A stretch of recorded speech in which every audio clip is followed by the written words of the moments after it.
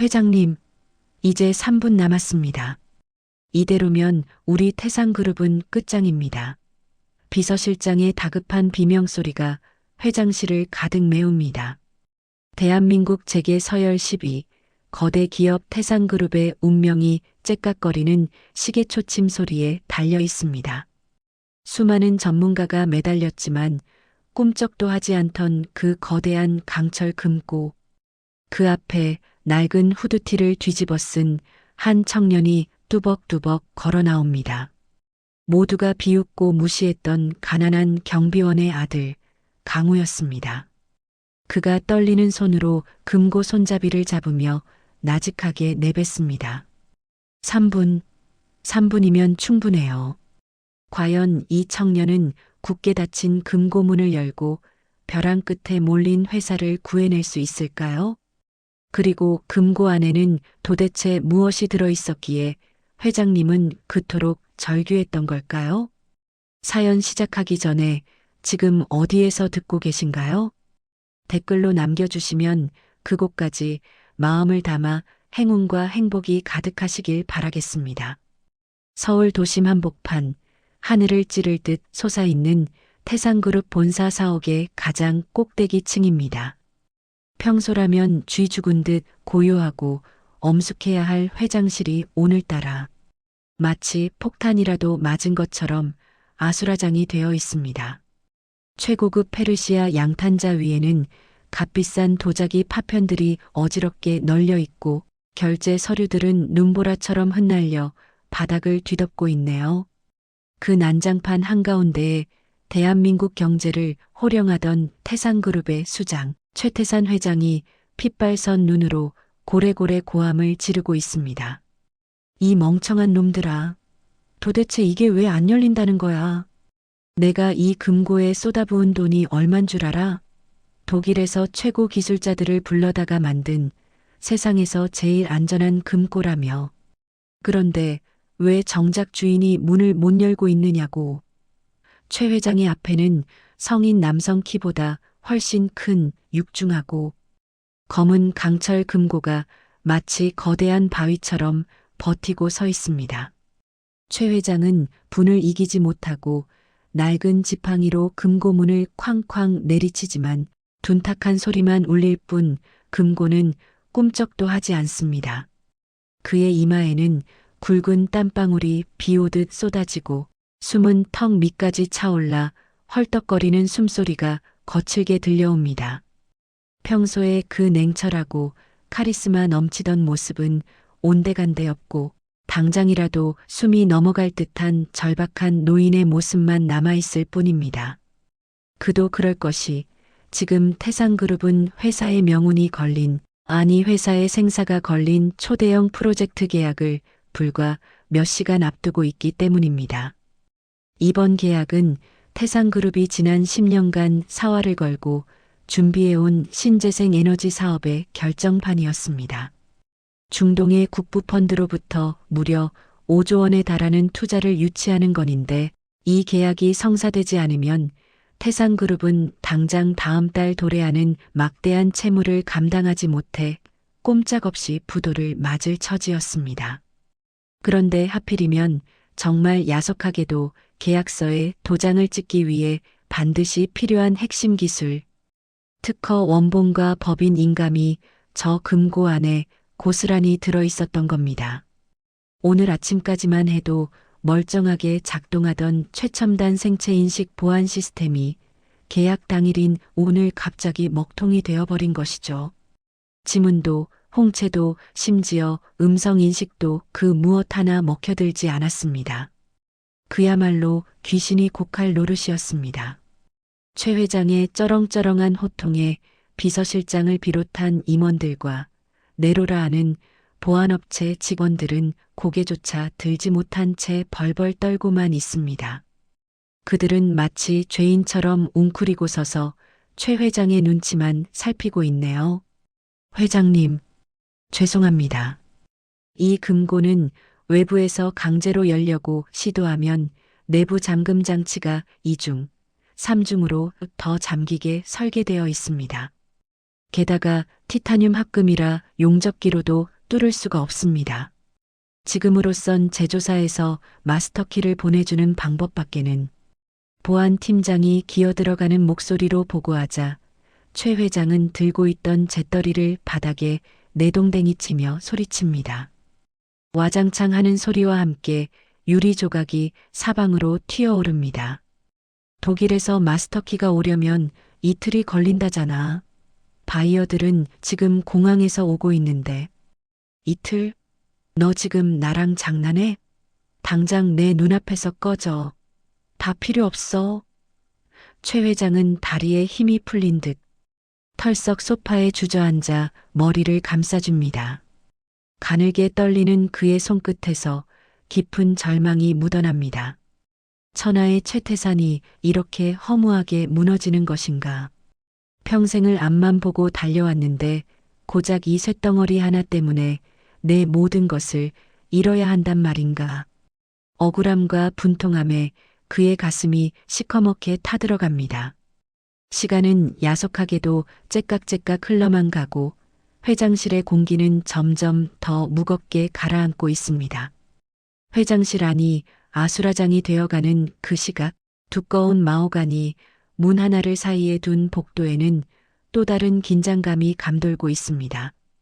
이 건물의 최고령 경비원인 박영감이 굳게 닫힌 회장실 문을 하염없이 바라보며 서 있습니다.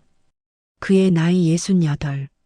희끗희끗한 머리카락과 얼굴에 깊게 패인 주름살이 지나온 세월을 말해주지만 빳빳하게 다려입은 경비복과 광이 나는 구두에서는 그의 꼿꼿한 성품이 그대로 드러납니다.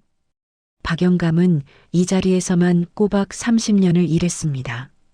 태상그룹이 지금처럼 거대한 빌딩을 세우기 전 작은 사무실 몇 칸을 쓰던 시절부터 그는 최태산 회장의 곁을 지켰습니다.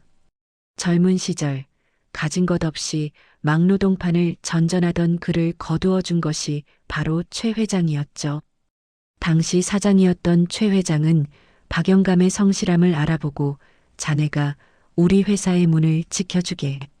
자네가 있으면 내가 맘 편히 일할 수 있을 것 같아. 라며 따뜻하게 어깨를 두드려 주었습니다. 박영감에게 태상그룹은 단순한 직장이 아니라 자신의 청춘과 인생이 고스란히 담긴 집과도 같은 곳이었습니다. 비록 세월이 흘러 회사는 거대해지고 최 회장은 구름 위의 존재가 되어 박영감 같은 말단 경비원에게는 눈길조차 주지 않게 되었지만 박영감은 여전히 그 옛날의 고마움과 의리를 잊지 않고 있었습니다. 그랬기에 회장실 안에서 들려오는 최 회장의 절규가 남의 일 같지 않게 가슴을 쿡쿡 찔러옵니다. 회사가 망하게 생겼다는 소문이 파다한 상황에서 그는 자신이 할 수 있는 일이 아무것도 없다는 무력감에 괴로워하며 입술을 잘근잘근 깨뭅니다. 복도를 오가는 직원들의 수군거림이 박영감의 귓가에 들려옵니다. 야, 진짜 큰일 났대. 저 금고 못 열면 우리 회사 부도래. 독일 기술자들도 못 연다며? 이제 끝난 거 아니야? 직원들의 불안한 목소리에 박영감의 주름진 손이 파르르 떨립니다. 이대로 무너지는 꼴을 볼 수는 없습니다. 평생을 지켜온 내 일터, 그리고 내 은인이 피땀 흘려 세운 회사가 이렇게 허무하게 사라지게 둘 수는 없습니다. 그때 문득 박영감의 뇌리를 스치고 지나가는 얼굴이 하나 있습니다. 바로 자신의 하나뿐인 아들 강우였습니다. 남들 눈에는 변변한 직장도 없이 아르바이트나 전전하는 못난 아들로 보일지 모르지만 박영감은 알고 있었습니다. 강우가 얼마나 비상한 재주를 가졌는지를요. 어릴 때부터 고장난 라디오며 텔레비전을 뚝딱뚝딱 고쳐내고 복잡한 기계장치도 한번 보면 원리를 꿰뚫어 보던 아이였습니다. 형편이 어려워 제대로 공부를 시키지는 못했지만 그 명석한 두뇌만큼은 누구에게도 뒤지지 않는다는 것을 박영감은 믿고 있었습니다. 박영감은 주머니 속에서 낡은 폴더폰을 꺼내듭니다. 손때가 묻어 반질반질해진 전화기를 쥔 손에 땀이 흥건합니다. 과연 강우가 올까? 가진 자들에 대한 반감이 심한 녀석인데 회장님 일이라면 펄쩍 뛰지 않을까? 하지만 지금은 찬밥 더운 밥 가릴 때가 아닙니다. 박영감은 떨리는 손가락으로 단축번호 1번을 꾹 누릅니다. 신호음이 몇 번 가기도 전에 네, 아버지 하는 듬직하고 낮은 목소리가 수화기 너머로 들려옵니다. 박영감은 마른 침을 꿀꺽 삼키고 주변을 두리번거린 뒤 최대한 작은 목소리로 입을 뗍니다. 강우야, 바쁘냐? 다름이 아니라 지금 회사에 아주 큰일이 났다. 회장실 금고가 안 열려서 난리도 아니야. 이거 못 열면 회사가 망한다고 하는데 내가 좀 와볼 수 있겠냐? 수화기 너머에서 잠시 침묵이 흐릅니다. 그 짧은 침묵이 박영감에게는 억겁의 시간처럼 느껴집니다. 혹시라도 싫다고 할까봐, 못한다고 할까봐 박영감의 심장이 콩닥콩닥 뜁니다. 아버지, 그게 어떤 금고인데요? 요즘 나오는 최신형이면 제가 장담은 못해요. 강우의 물음에 박영감은 급히 대답합니다. 목소리에 절박함이 잔뜩 묻어납니다. 아니다. 겉만 번지르르 하지 원리는 다 똑같을 게다. 넌 할 수 있어. 이 애비는 널 믿는다. 제발 한 번만 도와다오. 회장님이 지금 죽으려고 하셔. 잠시 후 수화기 너머에서 들려오는 강우의 한숨 섞인 하지만 단호한 대답에 박영감은 그제야 참고 있던 숨을 내쉽니다. 알겠어요, 아버지. 지금 바로 갈게요. 대신 저 옷차림이 좀 그런데 괜찮을지 모르겠네요. 괜찮다. 오기만 해라. 고맙다, 강우야.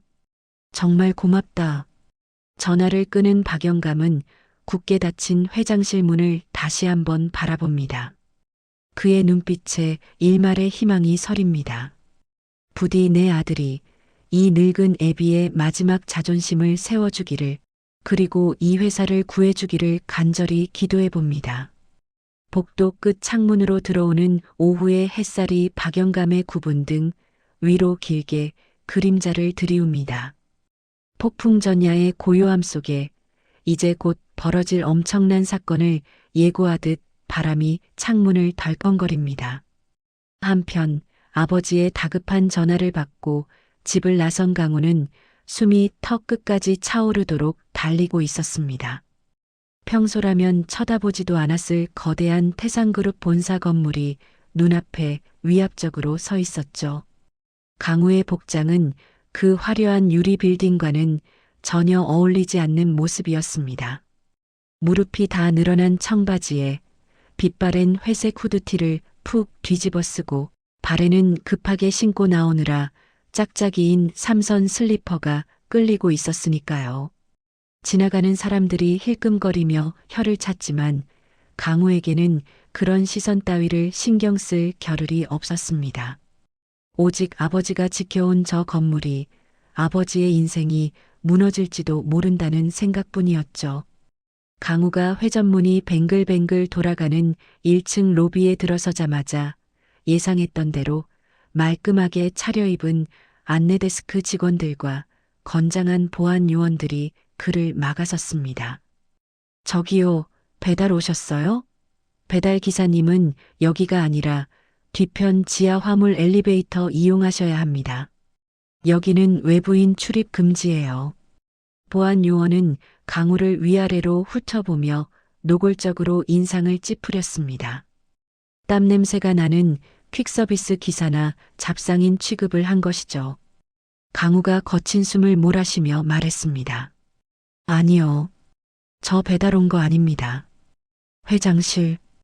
회장실 금고 때문에 왔는데요.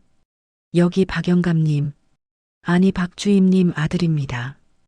강우의 말에 보안 요원들은 서로 얼굴을 마주보더니 어이없다는 듯 피식 웃음을 터뜨렸습니다. 뭐요? 금고. 이봐요, 총각. 지금 회장실에는 박사 학위 받은 전문가들도 줄 서서 기다리고 있어요. 그쪽 같은 사람이 낄 자리가 아니라고. 장난치지 말고 가서 배달이나 마저 하세요. 바빠 죽겠는데 별사람이 다 와서 난리네. 그들은 강우의 어깨를 밀치며 밖으로 쫓아내려 했습니다. 강우의 주먹이 불끈 쥐어졌습니다. 아버지의 일터에서, 아버지가 평생을 바친 곳에서 이런 취급을 받는다는 사실이 모멸감으로 다가왔습니다. 바로 그때였습니다. 엘리베이터 문이 딩동하고 열리더니 박영감이 헐레벌떡 뛰어나왔습니다. 그의 이마에는 식은땀이 송골송골 맺혀 있었고 모자는 삐뚤어진 채였습니다. 아이고, 김대리. 오해하지 마십시오. 제가 불렀습니다. 제 아들입니다. 박영감은 보안 요원들에게 허리를 90도로 굽히며 사정했습니다. 평소 과묵하고 꼿꼿하던 박영감이 새파랗게 젊은 직원들 앞에서 이렇게까지 비굴하게 굽실거리는 모습을 보자 강우의 가슴이 찢어지는 듯 했습니다. 박 주임님, 지금 상황 아시잖아요. 위에서 알면 저희가 혼납니다. 이런 외부인을, 그것도 검증도 안 된 사람을 어떻게 들여보냅니까? 보안 요원의 타박에도 박영감은 아들의 손을 꼭 잡고 놓지 않았습니다. 책임은 제가 집니다. 만약 잘못되면 제가 제복 벗겠습니다. 제발, 딱 한 번만 눈 감아 주십시오. 회장님이 위급하십니다. 아버지의 떨리는 손, 그리고 간절한 눈빛.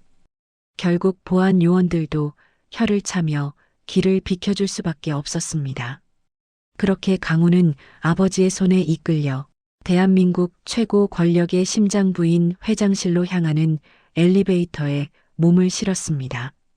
초고속 엘리베이터가 순식간에 최상층에 도착했습니다. 문이 열리자마자 숨막히는 긴장감이 피부로 느껴졌습니다. 복도에는 이미 전국에서 내로라 하는 금고털이 전문가, 보안 프로그램 개발자, 특수장비 기술자들이 장사진을 치고 있었습니다. 그들은 하나같이 번쩍이는 슈트를 입거나 보기만 해도 비싸 보이는 최첨단 장비들을 늘어놓고 있었죠. 그런데 그 사이에 후줄근한 트레이닝복 차림의 강우가 나타나자 복도에 있던 모든 사람의 시선이 일제히 그에게 꽂혔습니다. 뭐야? 저 동네 백수는? 설마 저 차림으로 금고를 따겠다고 온 거야? 아이고, 회장님이 급하니까 이제는 별의별 사람을 다 부르네. 경비원 아들이라며? 경비나 서지 무슨 기술이 있다고. 야, 저거 봐. 슬리퍼 신고 왔어. 동네 편의점 가는 줄 아나 봐. 수군거리는 소리, 킥킥거리는 비웃음 소리가 강우의 귓가에 화살처럼 꽂혔습니다. 박영감의 얼굴이 붉게 달아올랐습니다. 아들을 괜히 데려와서 이런 수모를 겪게 하는 건 아닌지 쥐구멍이라도 찾고 싶은 심정이었습니다. 하지만 강우는 아무런 대꾸도 하지 않았습니다. 그저 옆에서 고개를 푹 숙이고 죄인처럼 서 있는 아버지의 거친 손을 한 번 더 꽉 잡아주었을 뿐입니다. 그의 손에서 전해지는 온기가 아버지에게 말하고 있었습니다. 걱정 마세요, 아버지. 제가 보여드릴게요. 아버지가 틀리지 않았다는 걸. 드디어 굳게 닫혀있던 회장실 문이 열리고 비서실장이 잔뜩 찌푸린 얼굴로 나왔습니다. 뭐야, 이 사람은? 비서실장은 강우의 행색을 위아래로 훑어보며 노골적으로 불쾌한 기색을 드러냈습니다. 금방이라도 나가 라고 소리칠 기세였죠. 박영감이 다급하게 앞으로 나서며 비서실장의 옷소매를 잡았습니다. 실장님, 제 아들입니다. 어릴 때부터 기계 만지는 데는 도가 텄습니다. 기술 하나는 정말 좋은 놈입니다. 딱 한 번만, 정말 딱 한 번만 기회를 주십시오. 비서실장은 기가 차다는 표정으로 혀를 찼습니다. 박 주임, 노망 났어? 지금 회장님 기분이 어떤지 몰라? 저런 검증도 안 된 애를 들여보냈다가 실패하면 우리 목이 다 날아간다고. 당장 데리고 나가. 그때 회장실 안에서 최 회장의 벼락 같은 고함이 또다시 터져 나왔습니다. 밖에 누구야? 시끄럽게 떠들지 말고 기술자라면 다 들어오라고 해. 지푸라기라도 잡아야 할 판국에 뭘 가려. 1분 1초가 급하다고. 그 벼락 같은 호통 소리에 비서실장은 어쩔 수 없다는 듯 한숨을 내쉬며 길을 비켜주었습니다. 들어가. 대신 들어가서 헛소리하거나 시간 끌면 바로 보안팀 불러서 끌어낼 줄 알아. 강우는 아버지에게 다녀올게요라는 짧은 눈짓을 보내고 당당하게 회장실 안으로 걸어 들어갔습니다. 등 뒤에서 닫히는 문소리가 마치 결투장에 들어선 전사의 비장함처럼 무겁게 울렸습니다. 회장실 안으로 들어서자마자 느껴지는 공기는 바깥과는 차원이 달랐습니다. 마치 산소가 희박한 고산지대에 온 것처럼 숨이 턱턱 막혀왔죠. 바닥에는 깨진 도자기와 서류 뭉치가 널려 있었고 그 한가운데에 최태산 회장이 붉게 충혈된 눈으로 강우를 노려보고 있었습니다. 그의 옆에는 거대한 강철 금고가 마치 입을 굳게 담은 괴물처럼 버티고 서 있었습니다. 최 회장은 강우의 꼬질꼬질한 차림새를 보더니 허탈한 듯 실소를 터뜨렸습니다. 하다 이제는 동네 양아치 같은 놈까지. 내 팔자가 사납기는 사납구나. 그래, 너는 뭐로 열 거냐? 다이너마이트라도 가져왔냐? 아니면 뭐 주문이라도 외울 셈이냐? 최 회장의 비아냥거림에 주변에 있던 임원들도 덩달아 콧방귀를 뀌었습니다. 하지만 강우는 전혀 주눅 들지 않았습니다. 그는 천천히 쓰고 있던 후드 모자를 벗으며 차분하지만 힘 있는 목소리로 대답했습니다. 회장님, 다이너마이트는 필요 없습니다. 그리고 시간도 많이 필요 없습니다. 딱 3분. 3분이면 충분합니다. 강우의 그 말에 회장실 안에 있던 모든 사람이 일제히 숨을 멈췄습니다. 정적이 흘렀습니다. 내로라 하는 전문가들도 땀을 뻘뻘 흘리며 몇 시간을 매달려도 포기한 이 난공불락의 요새를 고작 3분 만에 열겠다니요. 그것도 빈손으로 온 새파란 청년이 말이죠. 뭐? 3분? 이 녀석이 지금 누구 앞에서 농담을 하는 거야? 한 임원이 소리쳤지만 최 회장은 손을 들어 그를 제지했습니다. 최 회장의 눈빛이 강우의 눈빛과 허공에서 부딪혔습니다. 최 회장은 강우의 눈에서 묘한 확신을 읽었습니다. 그것은 허풍쟁이의 가벼운 눈빛이 아니라 무언가를 확실히 꿰뚫고 있는 전문가의 눈빛이었습니다. 좋아. 3분. 대신 못 열면 내 놈 발로 걸어서는 못 나갈 줄 알아라. 최 회장의 서늘한 경고에도 강우는 담담하게 고개를 끄덕였습니다. 네, 대신 제가 열면 제 아버지 박영감님께 정중하게 사과해 주십시오. 강우의 당돌한 조건에 최 회장의 눈썹이 꿈틀했습니다. 하지만 지금은 찬밥 더운 밥 가릴 때가 아니었죠. 최 회장은 턱짓으로 금고를 가리켰습니다. 시작해. 모두의 시선이 강우의 손끝에 집중되었습니다. 사람들은 그가 주머니에서 최신형 해킹 장비나 특수 공구를 꺼낼 것이라 예상했습니다. 하지만 강우가 낡은 트레이닝복 주머니에서 주섬주섬 꺼낸 것은 뜻밖에도 손바닥만한 작은 수첩 하나였습니다. 표지가 다 닳아서 너덜너덜해지고 모서리는 둥글게 해진 아주 낡은 수첩이었죠. 그것은 바로 아버지 박영감이 매일매일 경비 근무를 서며 기록해온 경비 일지이자 아버지의 일기장이었습니다. 저게 뭐야? 겨우 저 수첩 하나로 금고를 열겠다고? 비서실장이 기가 막히다는 듯 중얼거렸지만 강우는 아랑곳하지 않고 금고 앞에 책상 다리를 하고 앉았습니다. 그리고는 수첩을 펼쳐 한 장 한 장 넘기기 시작했습니다. 1988년 4월 5일 말금. 오늘은 최 사장님이 처음으로 공장 부지를 계약한 날이다.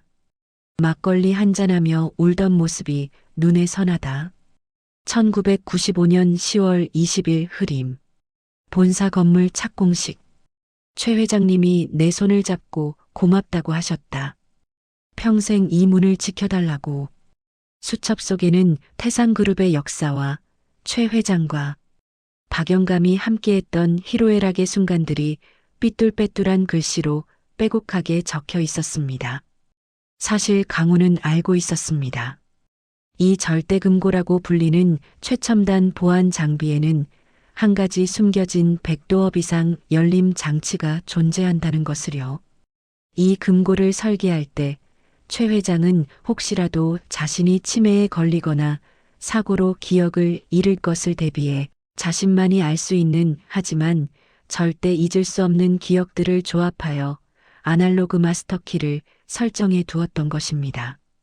그리고 그 기억의 조각들은 최 회장의 가장 가까운 곳에서 평생을 함께해온 그림자, 박영감의 수첩 속에 고스란히 남아 있었습니다. 강우는 아버지의 수첩을 보며 최 회장의 무의식 속에 잠들어 있는 비밀번호를 역추적하기 시작했습니다. 강우의 손가락이 금고의 숫자, 키패드 위를 춤추듯 움직이기 시작했습니다. D-D-D- 차가운 기계음이 회장실의 정적을 깼습니다. 강우는 단순히 숫자를 누르는 것이 아니었습니다. 그는 아버지의 수첩에 적힌 날짜와 사건들을 조합하여 최 회장의 인생 그래프를 그려나가고 있었습니다. 첫 번째 숫자는 태상그룹이 처음으로 설립된 날짜, 두 번째 숫자는 최 회장이 처자들을 얻었던 날. 하지만 금고 문은 여전히 붉은 불빛을 깜빡이며 열리지 않았습니다. 사람들의 입에서 탄식이 흘러나왔습니다. 꺼봐, 안 되잖아. 시간 낭비라니까. 임원들의 조롱 섞인 목소리가 들려왔지만 강우의 표정은 흔들림이 없었습니다. 그는 수첩의 가장 마지막 장, 낡게 바랜 페이지를 펼쳤습니다. 그곳에는 박영감이 붉은 펜으로 별표까지 쳐가며 적어놓은 날짜 하나가 있었습니다. 회장님이 가장 행복해하셨던 날. 첫 수출 성공하고 직원들과 돼지갈비 회식한 날. 강우는 확신에 찬 눈빛으로 그 날짜를 조합하기 시작했습니다.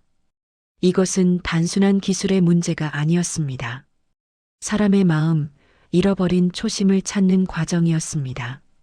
강우의 이마에 땀방울이 맺혀 흘러내렸습니다. 시간은 이제 1분도 채 남지 않았습니다. 최 회장 역시 마른 침을 삼키며 강우의 손끝을 응시하고 있었습니다. 왠지 모르게 강우가 누르는 숫자 하나하나가 자신의 가슴 깊은 곳을 찌르는 것 같은 기분이 들었기 때문입니다. 강우가 누르는 숫자들을 보며 최 회장의 눈동자가 흔들리기 시작했습니다. 1, 9, 8, 2. 그 숫자는 최 회장이 잊고 살았던, 아니 성공에 취해 애써 지워버렸던 가난하지만 뜨거웠던 시절의 연도였습니다. 0, 5, 1, 5. 그 숫자는 최 회장과 박영감이 단둘이서 소주잔을 기울이며 우리 꼭 성공해서 대한민국 최고가 되자고 도원결의를 맺었던 바로 그 날짜였습니다. 최 회장의 머릿속에 파노라마처럼 과거의 기억들이 스쳐 지나갔습니다. 월급 줄 돈이 없어 쩔쩔매던 자신에게 쌈짓돈을 털어 건네던 박영감, 공장에 불이 났을 때 맨몸으로 뛰어들어 중요 서류를 꺼내오던 박영감, 성공하면 가장 먼저 챙겨주겠다고 약속해놓고 정작 회장이 되고 나서는 격이 맞지 않는다는 이유로 그를 로비 경비원으로 내몰았던 자신의 비겁한 모습까지. 강우가 누르는 번호는 단순한 암호가 아니었습니다.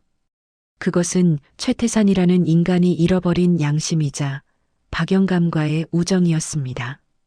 최 회장은 저도 모르게 입술을 파르르 떨었습니다. 설마 내가 그 번호를 비밀번호로 해두었단 말인가? 내 무의식은 아직 그 시절을 기억하고 있었던 건가? 강우가 마지막 조합을 찾아냈다는 듯 고개를 들었습니다. 그리고 최 회장을 똑바로 쳐다보며 말했습니다. 회장님, 마지막 숫자는 회장님이 가장 후회하시는 날입니까? 아니면 가장 되돌리고 싶은 날입니까?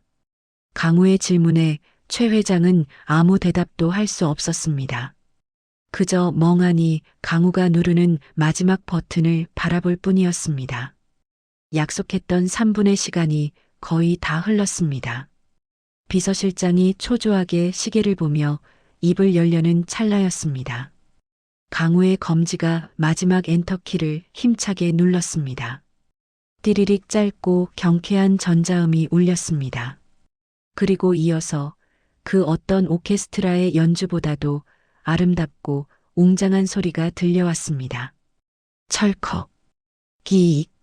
수십 명의 전문가가 매달려도 용접기로 찢어도 꼼짝 않던 그 육중한 티타늄 금고문이 거짓말처럼 사르르 열리기 시작한 것입니다.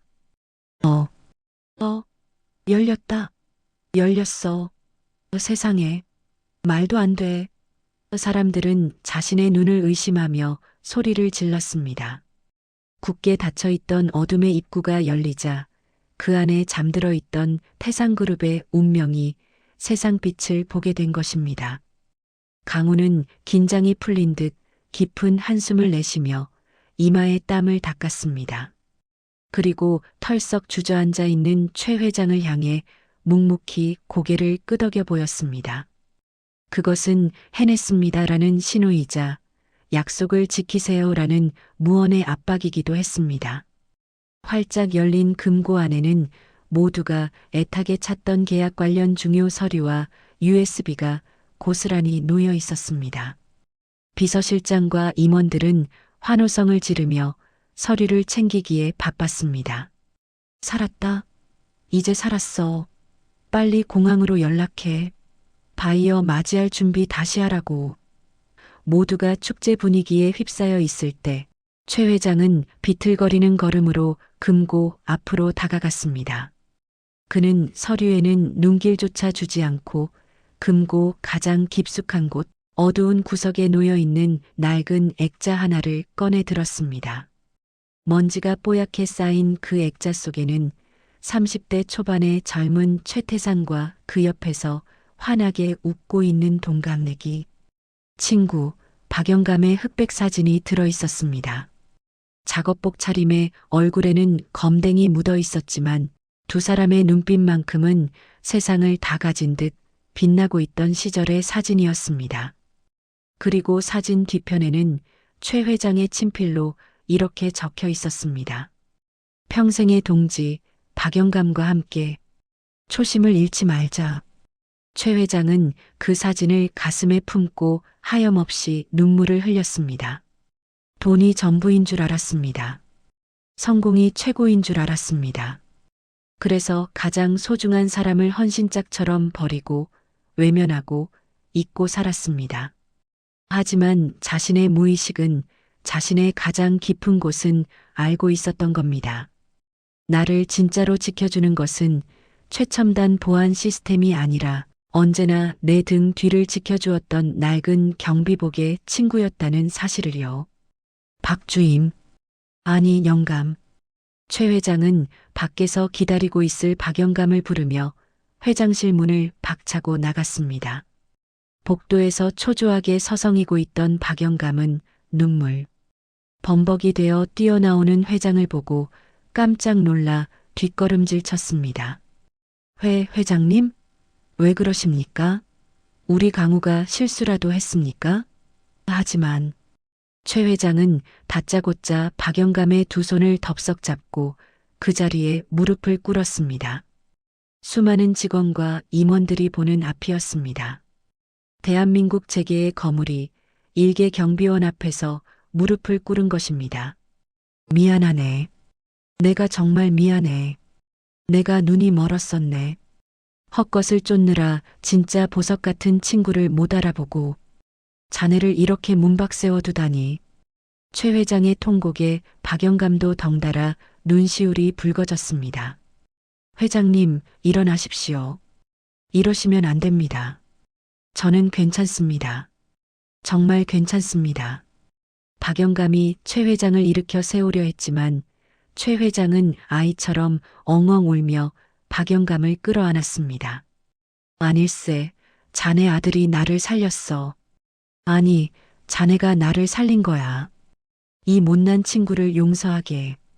그 모습을 지켜보던 강우의 입가에도 옅은 미소가 번졌습니다. 아버지의 헌신이, 아버지의 진심이 마침내 통했다는 생각에 가슴이 뭉클해졌습니다.